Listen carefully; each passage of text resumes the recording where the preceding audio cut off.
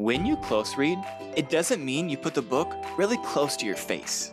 You want to close read when you really want to understand what you are reading. Close reading is really helpful when you are reading a difficult story or article. Now let me show you the process of close reading. When you close read, you read something 3 times. During the first read, the goal is to understand the main idea of the reading. You're basically coming up with a summary. Ask yourself these questions. What happened? What is the main idea?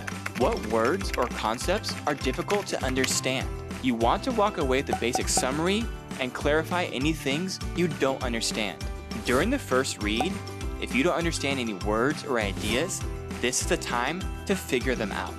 The 5th video in this series, Monitoring and Clarifying Your Reading, can help you do that. Again, during the first read, try visualizing with the 5 senses, summarizing with the 5 W's, or monitoring and clarifying anything you don't understand. For example, after I read this story, I want to be able to say the main idea. In the book, The Digger and the Duckling, the trucks learn to care for the lost duckling, and they become a family. I want you to know that even though my example is on a story, close reading is especially helpful for a big textbook or article. A lot of times, you'll be expected to answer questions after you read, so that is the focus of the second read. These questions may be given to you by a parent, teacher, or just in the book. Here is a major tip. Before you read a second time, read the questions first so that you know what you're looking for. Then as you read, be detective and look for the answers. Let's look at our questions. What problems does a baby duck cause? Give an example. Why are most of the trucks angry? Give a piece of evidence.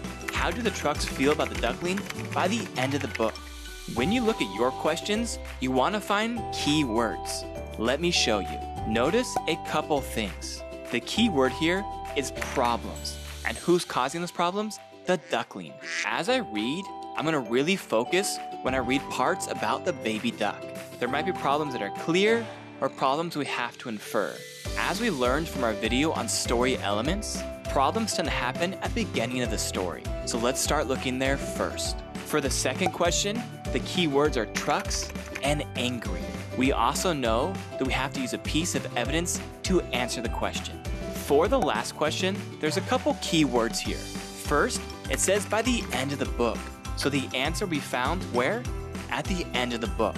Second, we want to focus on the parts that talk about the trucks. Third, the author's probably not going to tell us directly how the trucks are feeling, so we're going to have to make an inference. Check out my answers for these 3 questions. Again, the goal of the second read is to answer the questions. Real quick, before we move on, smash the like button so this video can spread and help more people. This is the last video in the series, Foundations of Reading Comprehension. The goal of this series is to help you to become an active participant in the reading process. I want to invite you to join the challenge and watch the whole series. Now, the third read. The third read is all about making connections. You want to connect what you're reading to your own life. You can write down your thoughts or just discuss them with a friend. You want to think through the following questions. What did I learn? Think about the major theme or big message of the story. How did this information grow my understanding of the topic? Think about what you know now that you didn't know before. Last, what questions do I still have? For example, if we think about the story The Digger and the Duckling, here are my answers. What did I learn? I learned that Digger was a good friend to the lost duckling and that helping people is more important than getting your work done. Now, how did this information grow my understanding of the topic? I knew that helping people was a good thing, but now I know that even when we're busy or people interrupt us, we can stop what we're doing and help them. Now, what questions do I still have? When I get upset or don't want to help someone, what can I do? How can I ask people for help? During the third read, the goal is to make connections with your life. Now, here's the last challenge. I want you to find a book or article that you enjoy and read it. It's better if the book or article is tough or difficult to understand. If the book or article you chose is really, really long, then just complete the 3 reads on a part or section of the reading. I have a free workbook down in the video description below.